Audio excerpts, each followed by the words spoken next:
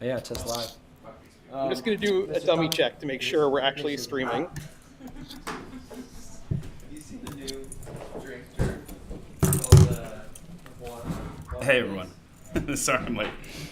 What's up, Thomas? There's a tequila drink Are we with live? 1 gram of sugar in it, so they call it We are. I don't know. Think I think so. so. one. Awesome. Packaging is actually fantastic. Yeah. Just one, please. One, please. Yeah, we do this all the time, guys. Not in this I one. don't see it on YouTube Yes, we are yet. definitely live. I don't know if we're live on YouTube, but we are live on Twitter, and that's what matters. All right, there we go. Welcome to PubKey, everybody. Thomas here. I'm in the parlor upstairs, our little podcast studio. We got Daniel downstairs in the pub in the attic, that back room where we host the events. This is our Thursday table setter. Usually what we do, this is a special one, usually what we're going to do on a Thursday is have the guests that are presenting downstairs. Downstairs at PubKey is the Lightning Monthly. And we have some new hosts. Daniel can walk through exactly what's happening this month for our Lightning Monthly. But today we got the founders from The Space, which is a new third place for Bitcoiners out in Denver. Really exciting project. Excited to connect with you guys. So welcome. Thanks for having us, Thomas. Absolutely. So how are things going? How far along is The Space? Where give us an update on I guess all of the going-ons out there in Denver. You guys got a lot of snow, didn't you? Yeah, it's all melted, but next week, who knows? Okay. We've been working on this for I'd say about a year and a half. It's been a team effort from the very beginning. We actually opened our doors October 1st, so we're freshly opened, and this is our first of a 3-day Cedar Launch Week events. So we're stoked. We've got a bunch of people. Wyatt and I are both upstairs in our area here, and the progress is going. I mean, we're building the plane in the air, man. Like we haven't crashed yet, and we've got a lot of really good architects on board that are making sure we don't. But it's been an absolutely humbling experience, and I mean, we've had people walk in on the street and say, "I saw the Bitcoin accepted here sign through the window," and I was like, "What the heck is this?" Wanted to come in, so. It's really been like a bedrock for our community, and we've only been open just a handful over a month. That's awesome. So it's like give us an overview of The Space. Yes, I mean, it's a co-working, social, and event hub. How we we call it a third space, not a third place, obviously, but as far as the layout, we've got a lounge area. It's a two-side building, so it's actually two buildings put together with a door that connects them. One of them, this upstairs area, which is all co-working. There's a lot of private offices here. And then the downstairs on the right half, we've got a lounge area with a huge kitchen. And then on the left side, we've got our events room and co-working room. So if you're just working on your laptop, you can crank some headphones on and work there. If you're working on calls or something like this, you've got the offices here, and then we've got the social area with a keg. We're not a bar, but we do have a keg on tap for people to hang out, because the social and the community part is such a big aspect of our space. Nice. So is this like a membership model? Is it like invite for entrepreneurs, for startups in Denver? Yeah, so we've got two different membership tiers today. We've got a social and a co-working membership. What's up, nerds? You guys talking about The Space? We've got Eric right here. What up, dude? Yeah, How's it we've going? got I don't know, you probably can't hear him here. Yeah, give me one of those. Yeah, so we've got two tiers of membership, Thomas. We've got a social and a That's co-working true love membership. among co-founders, by the way. Giving an earbud to That's it, man. Yeah, dude, it's a slippery bud. We've been working on this together for a long time, so we've had to get close like that. But Yeah, there's two We like to different. get close to each other. That's good. Man, there's a board of 9 of us. So I mean, we've been meeting weekly. It's like it's our therapy group at this point, but it's amazing. Like when you have 9 different people with 9 different skill sets, how much stuff you can get done. But yeah, there's 2 membership tiers: social and co-working. Social is going to give you 5 days of access a month, and 24 and access on the evenings and weekends. And then we've got a co-working membership, which gives you full access to the building 24/7. We've got over 60 members right now, almost to 70, touching on in just over a month of being open. So we're really humbled by how big the community's really embraced the space. I'm not humbled. I'm So- going forward, full confidence. So before the space opened, what was the Bitcoin community in Denver like? Was there bit devs? Was it a bit fragmented? Walk us through that. Yeah. We had 2 meetups going on. So we had the Bitcoin and Beer that Tyler Bain had been running for years and years, and we had the Denver Bit Devs, which was our technical meetup that we really incubated this space out of. So we had this meetup that was pulling 50, 60 people in a bear market about technical Bitcoin stuff, and we're like, wait a second, we've got a community here, not just a meetup. So Eric and I and a bunch of the crew started just figuring out, well, how do we do this, right? We talked to Rod at Bitcoin Park, talked to Carr at Pleb Lab, and we're like, what's working, what's not? And the first thing they said was, you're going to lose money and it's really hard. So we said, well, let's not lose money and let's do it as a community, and we'll spread that difficulty out. And that's exactly what happened. And it might have took a little longer, but we're here. Excellent. Yeah, it sounds a lot like the park in terms of the physical space that you have, how it's segmented from, co-working space, offices, things like that. The park has that beautiful campus in Nashville where it's like, 2 buildings. One of the 2 buildings has, a lot of different looks and feels that they're able to throw, and that like campus atmosphere. Is there outdoor space as well, like the park has? Oh yeah, we've got a backyard. We're working on setting up big cornhole.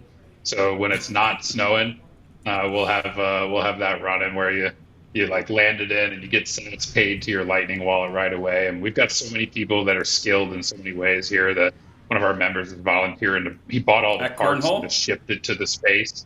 Yeah, big cornhole. And then we've got another engineer who's working on putting it all together on the microcontrollers. So yeah, we've got a big backyard for drinking beer, shooting the shit when the weather's nice. We're like one half of a park, Bitcoin Park. We're like one in the building. Probably a little bit bigger. Size-wise. Yeah.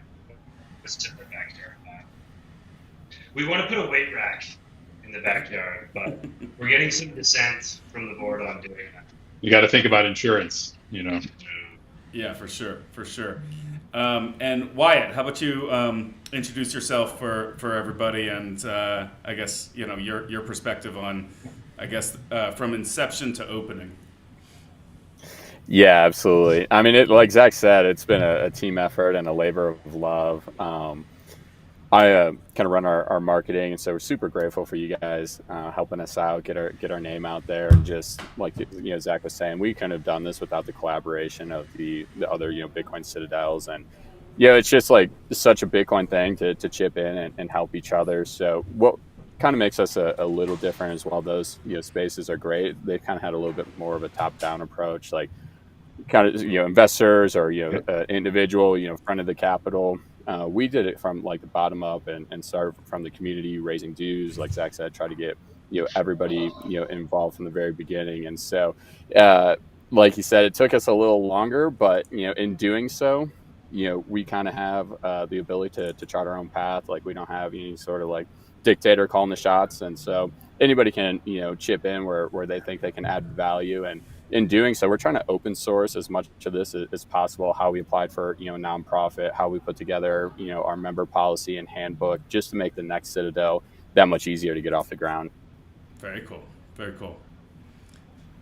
Daniel, what do you think? Yeah, Wyatt and I were we were joking about it yesterday, but not really joking about the fact that PubKey started in the bottom of the bear market, like literally opened 2 years ago, October 2022, when the bottom had just fallen out and FTX had died and everybody was depressed. And you guys are lucky that you get to start this in the bull market. We're lucky. don't get too ahead of your skis. You have to stay humble because you know that the hard times may come back again, and you'll need to be prepared for that. But I'm excited for you because you get to experience all the ups and downs of the entire cycle, as we did, but in a different phase of the cycle. Right. Right. Well, we've got part of our, I mean, that was part of our founding documents. It's like, well, we obviously want to hold a Bitcoin treasury because we're about to, go to the moon. But at the same time, our goal is not to hodl Bitcoin and get rich. Our goal is to open a successful venue that survives. And so we've had to like kind of fight our intuition to have to begrudgingly sell Bitcoin a little bit every month to sustain our operations and sort of de-risk some of that. And it's I mean, but you're totally right, and it's like it's worked in our favor very much. We're only selling the bare minimum, but we have to sort of have those like check yourself in place so that we make sure that when we are at the top of the bull market, we're not overspending, and then we feel those next 2 years. And so part of this whole like decentralized, because I really think like when we're talking about how we're run, it's a very much community driven, community volunteer. Like Wyatt and I are on the board this year. We're part of the founding crew, but we're not the space, right? Like next year when the elections come up, like if they don't like us, they'll boot us all out and somebody else will be talking to. And so the important setting it up this way is that like we're not in control, and it can live on without us, just like Bitcoin, right? So it's like really cool to be able to build the space in a way that those values are represented like that. Sounds kind of like a DAO. Is this a DAO? No tokens. There's no tokens, man. Some DAOs don't have tokens. I guess, it's an interesting idea. And Daniel, go ahead. Daniel, I'm not saying this, but other people have been saying this, that, it's not a coincidence that, we're nearing 100K as the space is launching. So No, it has something to do with the bull market. Not correlated whatsoever. But yeah, I will say this: the community aspect of Bitcoin, the social layer, is what drives me. It's what gives me purpose. It's why I work at PubKey. It's why I wanted to work at PubKey. I started here almost a year ago. In 1 month, January 3rd, it'll be my full 1 year anniversary. And I was inspired by what I saw in other Bitcoin communities. I had taken my first trip to Bitcoin Park in Nashville. I had built my own meetup here in New York prior to joining PubKey. And when I learned about PubKey's existence, I started coming down here all the time. Made it a point to get to know everyone, to be part of the community, because the social aspect of Bitcoin, even in the middle of the worst part of the bear market, is what drives that companionship. It's what brings people together. It's the camaraderie that you feel when you might be experiencing the highs and the lows together in those cycles. That I think helps you really build the strength that you need to survive in any market condition. Well said. And if I can add to that too, like I think the biggest takeaway that I've gotten from the space so far is that Bitcoin's money, right? But the space is about the people, right? Like it's really not about Bitcoin. Bitcoin's the thing that unites us. But if we wanted to talk about Bitcoin, we could do it on Twitter, right? It's sort of surprising how important the physical space, like PubKey, like this space is. It's like these agoras in the, where people like meet and build relationships and work on projects together. And, when we think about it, it's like, it's not that surprising because like Bitcoin's like a money and money's just for people. And so this whole movement is really ultimately just about the people. And so it's like, once you're around everybody, it's like, oh yeah, like this is a community, this is a movement of people that we have shared ideas, and like, this is how we're going to win, right? Like, it's not about necessarily like shipping the most code every day, like the Ethereum network. It's about like our community, our movement, and that steadfast work. Like there's been dozens of people involved in the space who've been volunteering for months and months and months and haven't asked for any compensation. And they only do that because they respect the people that they're working with, and they care about the movement, which is much bigger than all of us. So it's I don't think like a place like this could necessarily come about without Bitcoin. because it's what brings us all together, you know? Yeah, that's well said. And there's been a couple of different approaches expressed amongst like the third places. Obviously the space, Pleb Lab, Bitcoin Park in Nashville, the Commons. The Commons is kind of part of Unchained Capital's like broader office space, and they're all sort of throwing these different like looks and vibes and attracting different parts of the community, and they all have different touch points with the broader Bitcoin ecosystem, right? So like I'd say the Commons is a little bit more in touch with an industry leader in Unchained, right? And the park is approaching it in a slightly different way with their awesome summits on a quarterly basis, sometimes a little bit more frequently than that. We'll see the cadence that you guys get in place, and Pleb Lab, and there's other ones popping up. From PubKey's perspective, we tried to bury Bitcoin as much as possible and not make it the point of the establishment, right? And I've been on a couple of interviews where I've said, I kind of bristle whenever somebody says Bitcoin themed bar PubKey, because it's not a Bitcoin themed bar. Like we actually don't have that much, Bitcoin iconic icons and propaganda throughout the bar. They're more like Easter eggs, but it's much more deeply embedded in the DNA, and a place that the community sort of knows about as like an if you know sort of thing where it coalesces. And then you find the cadence, right? We have the weekly meetups and things like that. It's always interesting to find what a local community can bear, right? And every city's different in terms of population density and neighborhoods and through traffic and stuff like that. But even in New York City, what we found is expecting the community to come out for like 3 or 4 events a week is a bit cannibalistic on some of the events. That's going to grow through, right? Like when we got started in the bear market, 2 events a week was more than the community could really like bear to like come out consistently to support. But I would say now it's completely different, right? Like we're packing out the entire bar. That might be a little bit of the Trump pump as well. I don't know, but it's interesting to see how this is going to continue as we hit 100K and beyond. Yeah, Totally. yeah. Totally. The if I mean, that's why we're the space. And it's like, well, what do you mean the space? Well, if it's the space, like so it was important that we made it to where we're the space, but we're also the space in Denver. Like Wyatt was mentioning, and I'll hand it to him, is like we're building this so that other communities, maybe they don't have as many people. Maybe it takes them a little longer. So if they have this framework and here's all the problems and all the shit that we went through and all the headaches that we had to figure out as we're building the plane in the air, maybe they can do it a little easier, a little quicker, a little less painless, and maybe even pull it off with a bit of a smaller community, because Denver's got a huge population here. Yeah, and it's really interesting point you bring up, Thomas, with the name, because that's a debate like we had quite a bit. It's like how much do we like integrate Bitcoin into the name? I gotta give Eric Yates a shout out for coming up with the space. I was a hater, admittedly, at first, but it stuck, and ultimately I think that's paid massive dividends for us, because this is a little ratio we came up with here. It's like the front range, kind of Denver, Boulder, Fort Collins, Colorado Springs. We have a very high MPC or cypherpunk to MPC ratio.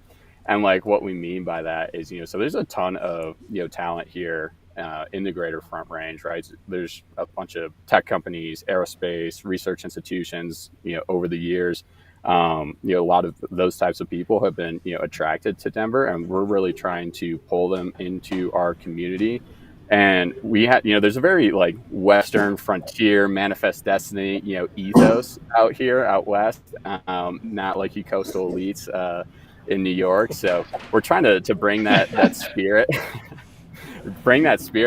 into the space. And, unfortunately, there's a lot of shitcoinery out here too, eat Denver, but we're trying to bring in that talent to Bitcoin and, educate them on the beauties and soundness of Bitcoin. And part of our membership too, just kind of emphasizing on that talent in our community. A lot of IT professionals. We set up our own sovereign tech stack, so we don't have to rely on the prying eyes of the big tech corps. And that's just been something that we've been able to, I think, bring into our community because it wasn't like just an emphasis on Bitcoin.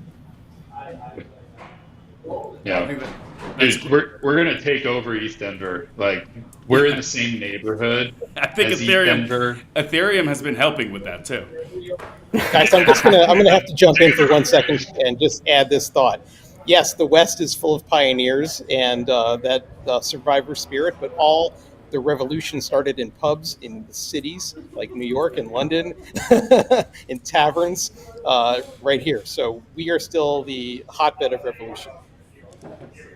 Yeah, you guys got to crank that keg up for people. Yeah, Typical coastal elite behavior. yeah, right. I don't know. It could happen over cornhole. A game of cornhole could get feisty. Especially when there's sats on the line. Yeah, exactly. That's cool. So what is the going back to the cadence of events? What are you guys thinking in terms of how you roll out programming for members and how much of it is going to be open to the public? Talk a little bit about I guess that aspect of things. Yeah, Wyatt. Here, I'll cover the member events and then wanting to talk about the public events since you've been involved in that a lot. So for members, we've got a couple different cadences. We've got our quarterly member all hands, which is steak and wine. Got steak from Jason Rick.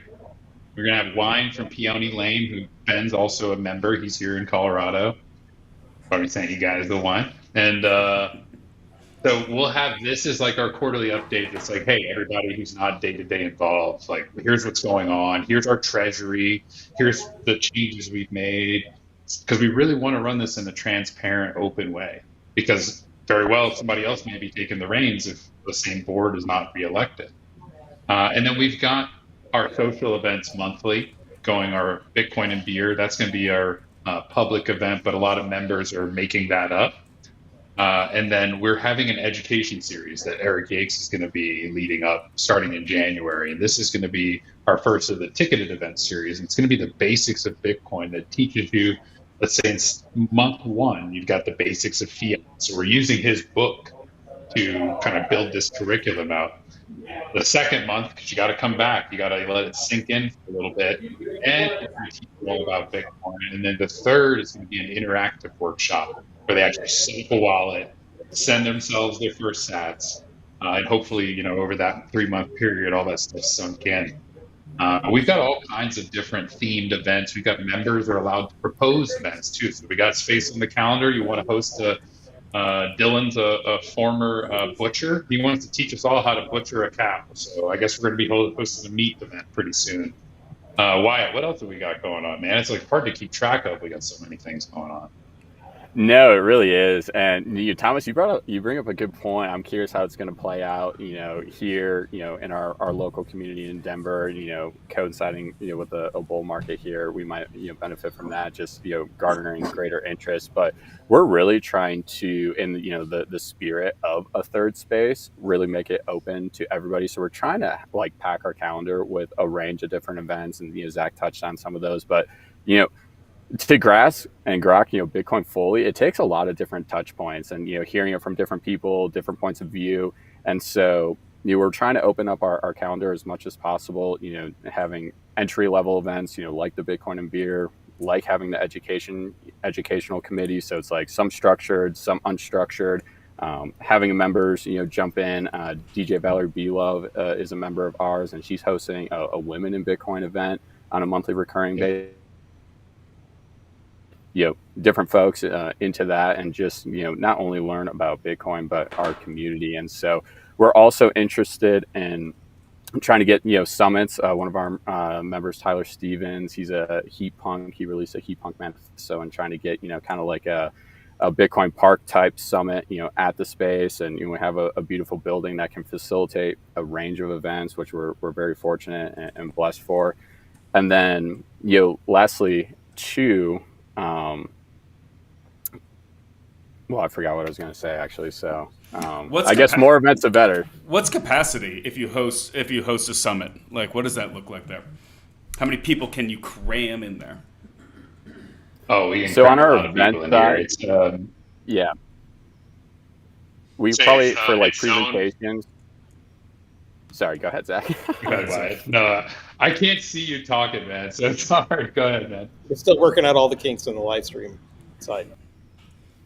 On the event side, we can fit like about 150 people. That's for like an actual presentation. On the other side of the building, we can fit probably about another 100. And so, fortunately, and we learned this from our having party because we totally maxed that out. We had over 200 people show up, which we were and weren't totally prepared for. So that was like super exciting and just kind of gave us some like reassurance that it's like, okay, there's definitely interest in this of our building. It caters very nicely to like breakout sessions and having kind of a social mingle side, and then also having a separate side for like in-depth presentations. What I was going to say actually is on events, we're really trying to make an impact on the local developer community specifically. So during ETH Denver, we're hosting a hackathon and trying to bring talent into Bitcoin. So I think that's going to be a huge push for us, especially as Zach mentioned. We're trying to Trojan horse Denver and take ETH's capital. That'd be great. Like I said, I think they're going to help you do that. What are the other big crypto communities? I feel like I've seen a lot of folks in Denver pop up for Solana as well. Do you think that they're like the Ethereum folks are going to come back to the Bitcoin mothership, or is a lot of that just going to get transferred to Solana, whatever the fuck else there is, Polkadot, Avalanche, stuff like that? Yeah, those names. They need a marketing department. Look, we've got some of the big people who are involved in Bitcoin layer 2 stuff building out of the space here. And so I think that coinciding with that, there's going to be a lot of Ethereum developers in town, and you could walk to where the conference is to the space here. And so having the hackathon here, word's going to get out.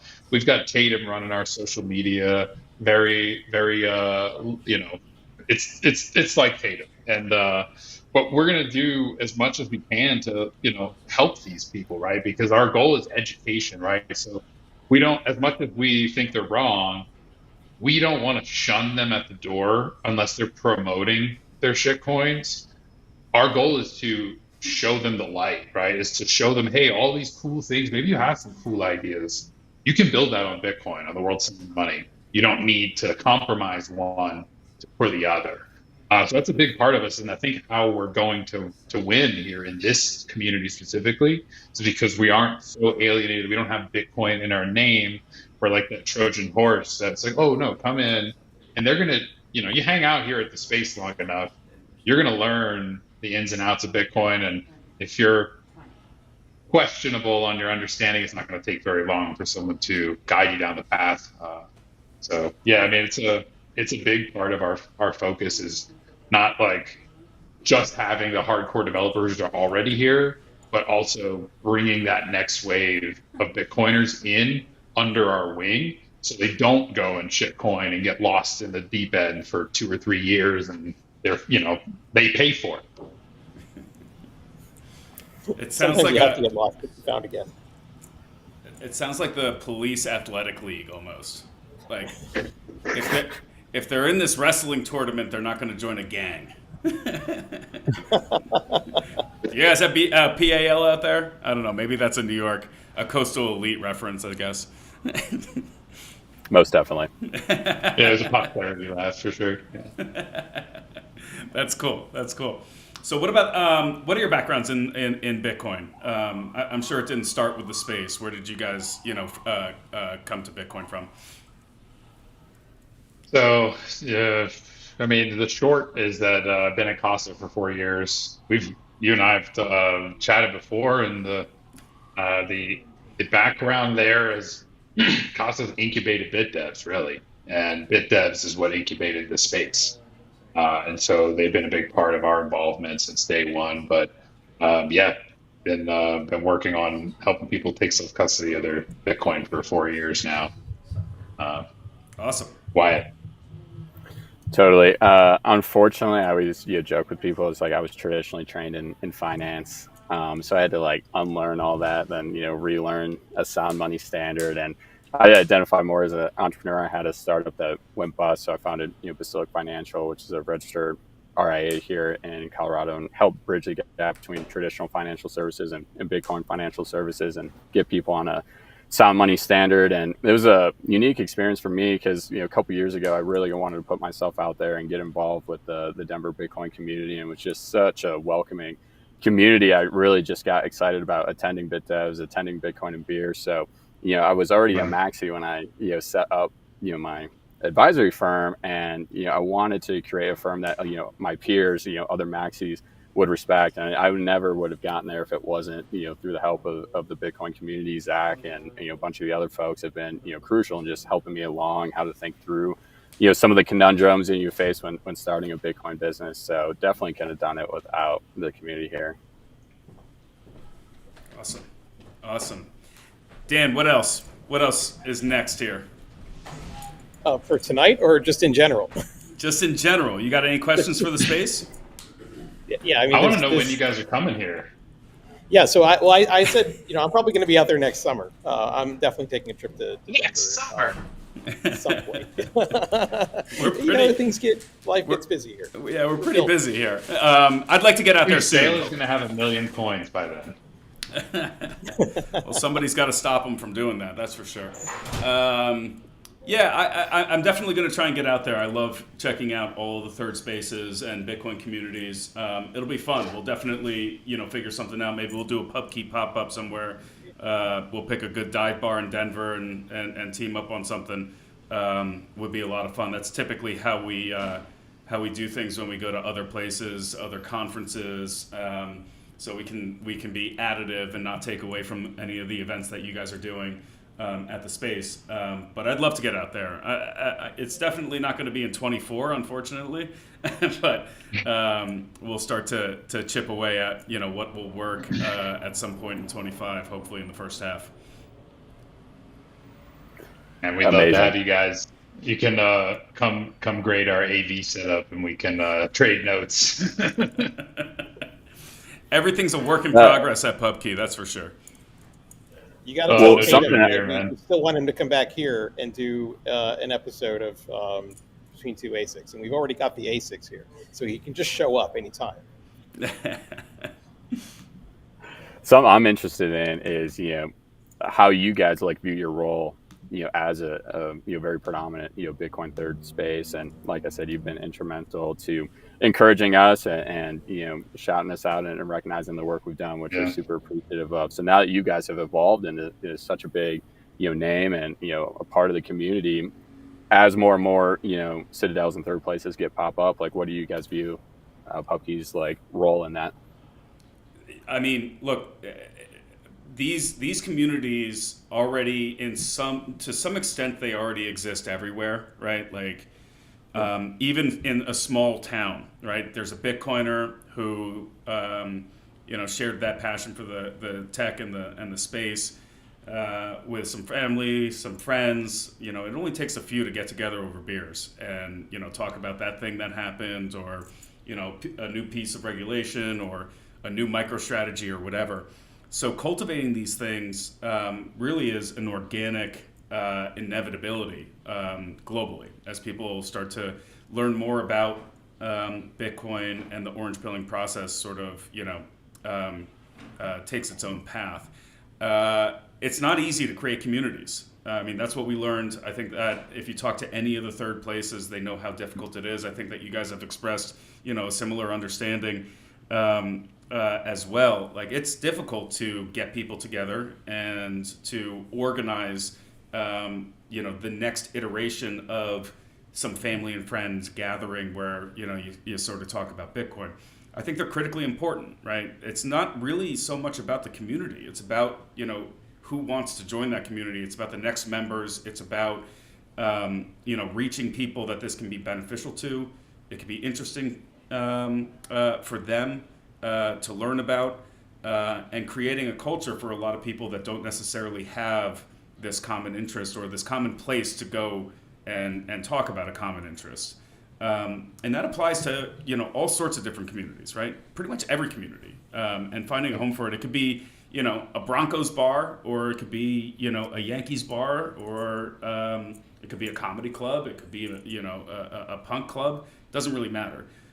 So, spooling these up, making them fun, engaging, and welcoming, I think are critically important for the next phase of growth, so that, we don't just let the perception that this is terrorist and drug and child trafficking money, persist, right? I think this is a different view into the community for people, and they're kind of shocked when they see it. So we've had Bloomberg here, 3 or 4 times writing articles, and every single time it's a great conversation, and the editor gets a hold of it, and they find ways to like sneak in, like, maybe something shady's happening here, or they'll talk about like, some level of, perceived incompetence. The first article was written maybe 2 weeks before we launched Bitcoin payments at the bar. Like, teaching a bar staff how to accept Bitcoin as a form of payment is not something that is turnkey and out of the box. But No. they made sure to say in the first article about us, Bitcoin bar that doesn't accept Bitcoin. And like, I think it was 10 days after that, we onboarded with Zeus and Lightning payments and everything. Never did get that correction to that article, but that's sort of what we're dealing with, right? That's just an anecdote for, building a community that likes this thing, is available, accessible, is fun, is generous with their time, generous in sharing the passion that we have for that. I think is really critically important for this next phase of growth. Because they're going to blame us for the collapse of the dollar. They're going to blame us. I've had a lot of people 100%. tell me, in the time they spent learning about Bitcoin, especially during the COVID lockdowns, people weren't getting together in person, tell me that this is the first time they've ever come to a Bitcoin meetup, just coming to PubKey. And there were often a lot of people who would say they had walked by several times, and it took them a while to get the nerve to come in, because they were kind of afraid they were going to be judged because maybe they weren't enough of a Bitcoiner, or they were into other things in addition to Bitcoin. But we try to always emphasize that this is a welcoming community. First of all, Bitcoiners love to talk. We'll talk to anyone for hours, as long as you'll let us talk. And so, just being We're around used other to not Bitcoiners- having anyone to talk to. Yeah, but it's exactly right. You'll have people who they've tried to orange pill their families, they've tried to orange pill their friends and their coworkers. They've hit every single brick wall. They're looking for some place they can go to have these conversations, because they can't have it anywhere else. So they seek it out and come here. And just having a place like that anywhere in the country, anywhere in the world, is important, because once Bitcoiners meet each other and get to know each other, there's always this undercurrent of understanding that you don't find with other people anywhere else you go. And so to have that already baked in is really helpful in building that community. Absolutely. Like, when you walk in here, there's just like an assumption that everybody's on the same page, and like the conversations that you can have in a place that cultivates that sort of environment, it's just different. Like, I've co-worked at different types of facilities, where you just walk in the room. Did you,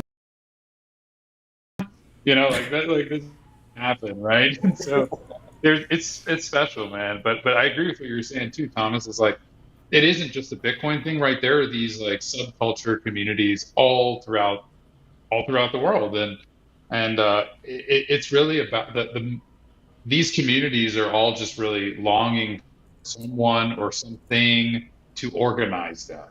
Because the second we started organizing, it just grew bigger than we could ever imagine. Because like you also said, they're out there, man. They're out there. They're just either hiding because of like OPSEC, or maybe just because they don't know and they're just unaware of it. So the bigger we get, and the more, it's sort of like that snowball effect that just sort of sustains itself once it gets to a point. And so like, our advice, and part of why we're really emphasizing the open source process and the community and the bottom up that Wyatt was saying, is that we want other communities to be able to build a space in their hometown, and we want to give them a roadmap so that like they can do this, right? Like, because it's out there. You just need to be a sicko with enough free time on your hands to do this, to do it for free and organize everyone. Yeah, exactly. You know, we started, Daniel, that just reminded me of, some of the origin of this. And Daniel made the point around COVID. When we started this project, everything was still on lockdown. Like the bar that we found was still shut down. It was my local dive bar. I lived in the West Village for a long time, so I've known this space for the space that we occupy for since like 2004, 2005. So special dive bar coupled with the fact that a lot of Bitcoiners just simply got the fuck out of New York City, right? They went to Miami, they went to Austin, they went to Nashville.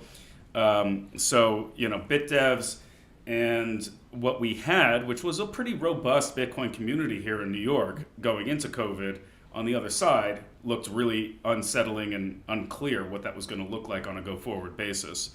And I think that that's probably true for a lot of other cities as well. And, I know that there have been bit devs in other cities that, struggle to maintain through COVID and find new people. Obviously, people have kids, people get new jobs, they move on. And when you lose those chieftains or whatever, when you lose those community leaders that are really putting all this stuff together, it takes a lot of work. It's a labor of love. And, shout out to Jay, the founder of the New York City Bit Devs, for keeping that going and to get it to a point where, we in New York, at least, we were able to find people that would be able to sort of carry the torch on a go-forward basis, right? So like Chain Code Labs, Neidig and Wolf, big contributors there. But we got to figure out how to get, I guess, deeper penetration into other cities that don't necessarily have the people that have the bandwidth to contribute, their energy to bootstrap one of these projects and to keep it going. Because, the biggest thing for a community is consistency and reliability. Like if you miss a couple of meetups on a monthly basis, or if you're doing something weekly and it's not weekly, people show up, they travel to come in, and then it turns into, okay, fuck this. Maybe they don't show up for a couple more weeks. Like, momentum is really important, and momentum is really just consistency and reliability. But pulling all of those things together is not the easiest solve, for sure. True, 100%, man. BitDevs has been, I have to give a shout out to Tampa Bay, Bitcoin Bay, because, we were having about 15 or 20 people in our BitDevs meetup until we started offering free food and beer. And I kid you not, like that was it. That was what did it, man. Because we're all like penny pinching the stack during the bear market. And Bitcoin Bay won the games from the conference, and they incubated our meetup with like $7,000. And we just started doing free pizza and beer every meetup from that point forward. And that's really where the snowball started. And it's like, getting incentives aligned and making sure that like totally understand, like people come there, they block off their night, they expect the reliability of the schedule. And there's a certain level of, trust that you build sort of implicitly when you're, consistently performing. And so for people to, one of my favorite things, Tyler Stevens, one of our co-founders, he's always like, we were selling vaporware. It's like my favorite thing that he says, because it's true, dude. We were literally just like, hey, we're gonna building. It's gonna be this and this and this. Give us money. And people, well, what do I get in return? You don't even get an NFT. You get nothing in return. And so but people had that faith in the people that were pulling it off, the board of directors that they elected. And so they knew, they're like, you know what, I'm not just going to put my dues into a wallet that's going to get rug pulled. I'm not worried this is never going to happen. And it only happens because of that consistency of the crew showing up again and again and again. Totally. It's the community, man. Like, humbled. I know Eric said he wasn't humbled, but I'm beyond humbled by how many people have volunteered their time. I mean, we've got such a implied bill that we're never going to cash in on. Last night we had 5 different members here painting the stage and like setting up tables. I mean, it's just none of us could do this alone. That's awesome. All right, so I think that we're just about at time. Any parting thoughts before we go? I would just like to express the activities we have going on for our launch week. So, like Zach said, we moved into this beautiful building, 10-1, and kind of soft launch, start having some events, get our feet underneath us. But this week is kind of our welcome world moment, and so like what you've been emphasizing, this was only possible because of our community. We have 55 founding members that have been enshrined on our sign. Beautiful, commemorative sign meant to show their commitment to the space. We also have 4 founding corporate sponsors: Unchained, Casa, Fedi, and Compass Mining, who were huge players in helping us get up and running. So for launch week this week, starting tonight, we have a